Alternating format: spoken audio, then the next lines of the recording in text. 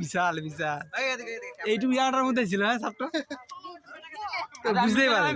কি বলছিলাম যে ওখানে কনফার্ম তো যে ওই গর্তের মধ্যে ওটার মধ্যে থাকা যদি দাও আর আগা ও যখন খুলে যায় না দেখলে কি বলবো এই ডিবাটাই ধরবে নি এত বড় হয়ে এবার অর্ধেকটা করতে হবে দাদা কথাটা লাগলো খুব বড় নি মাতুলবে নি ফাটা তো ফাটা হবে না পুরে দিলাম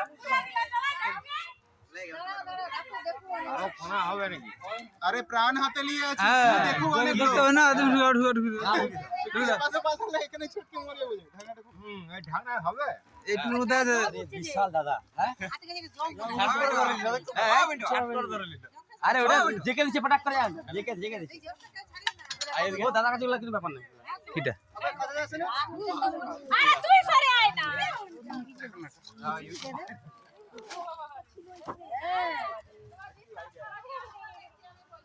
গাড়া গেল আমাকে দেখো এখন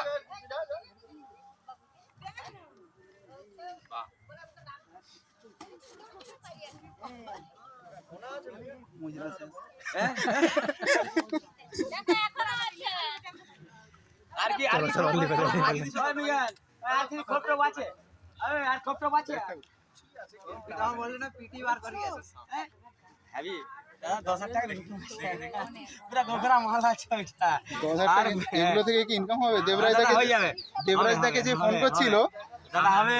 অরিজিনাল বিষ আছে অরিজিনাল বিষটা আছে কথাটা সেখানে না কথা হলো দেবরাজ দাকে যে ফোন করছিল হ্যাঁ দেবরাজ দা সাপ নিয়ে কি করে সেটাও সম্পর্কে নিশ্চয়ই তার একটু হলে নলেজ আছে হ্যাঁ। তো দেবরাজ দা যেটা করে আমিও তো সেটাই করি হ্যাঁ। দেবরাজ দা বিষ বিক্রি করে না বা সাপও বিক্রি করে না হ্যাঁ জঙ্গলে ছিল এই তো বলছি যে ওই কোনটা জায়গা থেকে সাপ কিন্তু এই যে কোবরার বিষটা আছে না এই কোবরার যে বিষটা আছে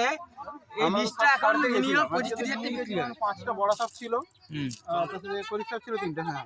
25-30 টাকা বিষটা বিক্রি হয় আষাঢ়িতে গাড়ি রেখে দিয়ে এই এর গাড়িতে করে এসেছি আমরা দুজন দুটো গাড়িতে ছিল ওরে বাবা আমি পালিয়ে গেছি মিন্টু তখন সরবলা আছে বলে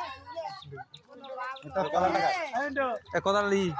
পালিয়েছে মাছ ওই তো ব্যাগে ধরে নিল ওই তো ব্যাগে মধ্যে দেখাও দাদাকে দেখাও একটু দাদাকে আমি তো প্রথমে দেখছি আরে বিষয় মেহরো দেখ ধরছে একটু দেখলে